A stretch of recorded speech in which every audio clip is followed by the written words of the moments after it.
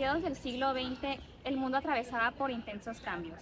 Después de la Segunda Guerra Mundial, gran parte del patrimonio arquitectónico europeo había sido destruido o gravemente dañado. Las ciudades estaban en plena reconstrucción y la modernización avanzaba rápidamente. En medio de este proceso surge la duda de cómo conservar eh, monumentos y lugares históricos sin detener el progreso urbano. Desde antes existían esfuerzos internacionales y es en 1931, durante el primer Congreso Internacional de Arquitectos y Técnicos de Monumentos Históricos, en redactar la Carta de Atenas, siendo el primer documento en establecer principios para la conservación de monumentos. Esta carta señalaba que los monumentos debían conservarse como testimonios de la historia, recomendaba su constante mantenimiento y promovía la cooperación internacional. Sin embargo, su enfoque era muy limitado todavía. Se centraba solo en monumentos aislados y no consideraba el entorno urbano y su relación con la sociedad actual. Con el paso de los años se hicieron evidentes nuevos problemas. Los monumentos no solo ocupaban restauración, sino también una función social y además era necesario proteger su contexto urbano y ambiental. Por eso en mayo de 1964, durante el segundo Congreso Internacional de Arquitectos y Técnicos de Monumentos Históricos, realizado en Venecia, Italia, se redactó un nuevo documento que actualizó y amplió sus principios, la Carta de Venecia. Fue aprobada oficialmente en 1965 por el ICOMOS, Consejo Internacional de Monumentos y Sitios, una organización creada justo para aplicar y difundir sus ideas en todo el mundo. La Carta de Venecia surge entonces como una respuesta a la necesidad de establecer reglas universales para conservar y restaurar los monumentos y conjuntos históricos, sin perder su autenticidad y su valor cultural, pero al mismo tiempo manteniéndolos vivos dentro de la sociedad moderna. La carta está compuesta por un preámbulo de 16 artículos que se divide en varias secciones temáticas: definiciones, conservación, restauración, sitios monumentales, excavación y documentación. El preámbulo señala algo muy importante, que las obras monumentales son testigos vivos de las tradiciones de los pueblos y que es responsabilidad de la humanidad su conservación en toda la riqueza de su autenticidad para futuras generaciones. Este artículo nos quiere decir que un monumento histórico no solo son aquellas obras muy grandes o muy famosas, sino que también las que representan un valor cultural, histórico o la forma de vida de una época. En pocas palabras, cualquier obra, grande o pequeña, puede ser un monumento si tiene valor cultural, histórico o nos enseña la forma de vida de la sociedad en esa época o algún acontecimiento que marcó ese lugar. Aquí se explica que conservar un monumento no es algo que solo haga un arquitecto o un restaurador, sino que se necesita la participación de muchas disciplinas, desde la historia, la arqueología, la ingeniería hasta la química o la física. Todas las ciencias y técnicas ayudan a estudiar, proteger y mantener los monumentos para que no se deterioren y se conserven correctamente.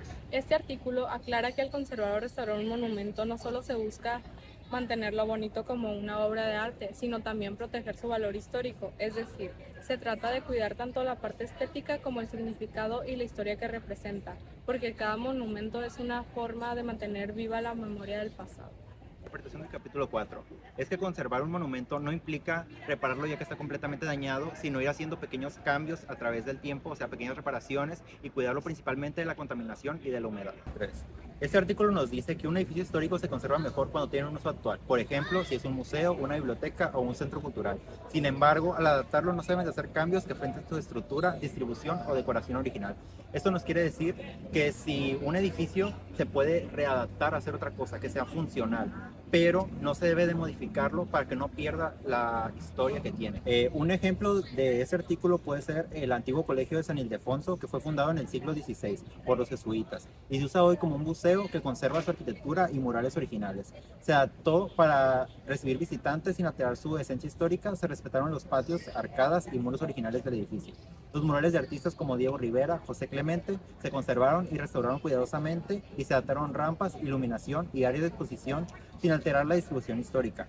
El edificio sigue siendo útil y vivo, lo que asegura su mantenimiento constante. A la vez, no se ha deformado su esencia histórica, cumpliendo perfectamente con lo que plantea el artículo 5 de la Carta de Venecia. Dice que un monumento debe conservar también su entorno o contexto, es decir, los edificios, calles o paisajes que estén alrededor de él no deben construirse obras nuevas que cambien su armonía o lo opaquen visualmente.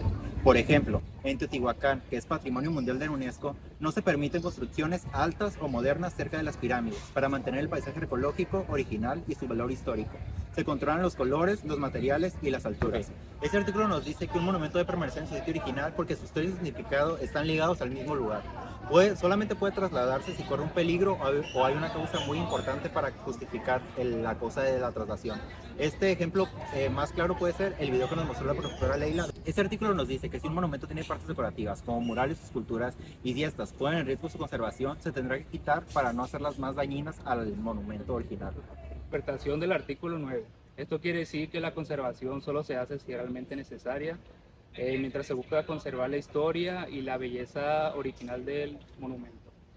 No se puede inventar o construir algo si no se conoce bien. Se puede agregar algo nuevo siempre y cuando si este pertenece a la época actual y no al tiempo real. Mi interpretación del artículo 10. Esto quiere decir que si las técnicas tradicionales de conservación no funcionan, se pueden implementar nuevas tecnologías modernas siempre y cuando sean seguros para el edificio, ya que lo importante es proteger y conservar el edificio sin importar si se utilizan técnicas antiguas o actuales. Interpretación del artículo 11. Quiere decir que un monumento puede tener partes construidas de diferentes épocas y cada parte tiene un valor histórico y debe de respetarse. Solo se puede quitar un elemento antiguo en casos muy especiales, por ejemplo cuando este no tiene un valor o impide ver algo más importante. Un ejemplo es la Basílica de Saint-Sernin, Francia, que fue declarada Patrimonio de la Humanidad por la UNESCO en 1998. Fue parcialmente modificada en la época gótica y en el Renacimiento. En el siglo XIX fue restablecida por Viollet-le-Duc, quien restableció el escalonamiento de los tejados, de los laterales y de la nave principal que habían sido suprimidas en el siglo XIV. Que no se deben hacer construcciones nuevas o ampliaciones nuevas en un edificio histórico que cambien su forma, su equilibrio o su relación con el entorno. Cualquier añadido debe respetar la proporción del edificio y su conexión con el paisaje y el contexto urbano. Un ejemplo de esto es el convento de San Francisco en Puebla, ya que se evitó construir un anexo moderno que alterara su fachada o el atrio. Cualquier intervención se hizo de forma discreta con materiales compatibles, respetando su composición y la vista histórica del conjunto religioso. Esto quiere decir que cuando se restaura un edificio histórico o hay partes que ya no existen, se puede reconstruir, pero estas nuevas partes deben de verse en armonía con el resto del edificio. Es decir, deben de combinar visualmente sin alterar el estilo y al mismo tiempo deben de poder distinguirse de las originales. Esto con la razón de que no puedas engañar al observador. Por ejemplo, en el Templo Mayor de la Ciudad de México hay algunas secciones que fueron reconstruidas para mostrar cómo era la estructura original mexicana, pero se usaron materiales modernos, por ejemplo, el concreto o piedra distinta. Esto con el fin de hacer la intervención moderna sin alterar o inventar partes falsas con el fin de no engañar al autor y ver cómo eran en su momento. El artículo 14 establece que los entornos que rodean a los monumentos o conjuntos históricos necesitan un cuidado riguroso, con el objetivo de proteger su estado original, limpiarlos, intervenir de ellos de manera adecuada y alzar su valor. Todas las intervenciones deben seguir los mismos lineamientos éticos y técnicas garantizando el respeto por su autenticidad e historia.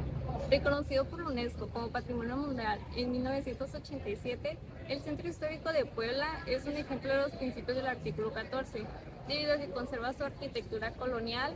Esto gracias a que las políticas regulan el uso de materiales tradicionales, colores, alturas y restauración. El artículo 15 decreta las reglas de oro para la arqueología. Rigurosidad científica. Las excavaciones deben ser hechas por métodos estrictos y basados en la ciencia, siguiendo las pautas internacionales de la UNESCO. Conservación inmediata. Se debe asegurar la protección y el mantenimiento constante de todo lo que se descubra. Por último, interpretación y valoración. Se deben usar recursos para que el público entienda el monumento, pero sin alterar su significado histórico. El artículo 16 subraya la obligación ética de registrar cada paso de cualquier intervención. Esta documentación no es solo un informe administrativo, sino un registro detallado gráfico y escrito que explica por qué se hizo qué y cómo se hizo. Un ejemplo es en la zona arqueológica del Palenque, Chiapas.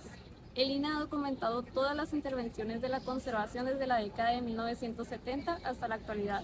Durante los proyectos realizados entre 2018 y 2020, Se elaboraron registros fotográficos, planos y reportes técnicos sobre la restauración del Templo de las Inscripciones y el Palacio de Palencia. La Carta de Venecia se basa en varios principios que cambiaron la manera de entender el patrimonio. Primero tenemos la autenticidad. Significa respetar los materiales, el diseño y la historia original del monumento. No se trata de reconstruir algo como era, sino de conservar lo que realmente queda sin inventar partes nuevas. Integridad. Plantea que el monumento y su entorno deben considerarse en todo. No se puede aislar una iglesia histórica y destruir las casas tradicionales que la rodean, porque se perdería su valor contextual. Entorno o contexto. La carta insiste que el entorno, ya sea urbano o rural, forma parte del valor del monumento. Alterar los edificios, los colores o las proporciones que lo rodean rompe su equilibrio visual y simbólico. Uso socialmente útil. Un edificio patrimonial debe mantenerse vivo, no basta con conservarlo cerrado, debe tener una función que lo relacione con la comunidad. Mínima intervención. Las intervenciones deben ser lo menos invasivas posibles y apoyarse en conocimientos científicos y técnicos. La conservación es una tarea conjunta entre arquitectos, ingenieros, historiadores, restauradores, químicos y antropólogos. En conclusión, la Carta de Venecia de 1964 marcó un cambio decisivo en la forma de conservar el patrimonio arquitectónico. Reconoce que su valor no está solo en el edificio, sino también en su entorno, historia y función social. Esta sirve como guía ética o técnica para arquitectos y restauradores. Este establece que un monumento puede ser tanto una construcción individual como un conjunto urbano o rural, con valor histórico o artístico. Esta propone conservar los monumentos manteniéndolos en uso, siempre y cuando no se altere su estructura ni su autenticidad. Además, se puede realizar intervenciones solo cuando sea necesario, respetando los materiales originales. Aún 60 años después, sus principios de autenticidad, integridad, entorno, uso social y su mínima intervención siguen siendo fundamentales para proteger la memoria arquitectónica, entendiendo que conservar no solamente es congelar el pasado, sino integrarlo de manera consistente en la manera actual.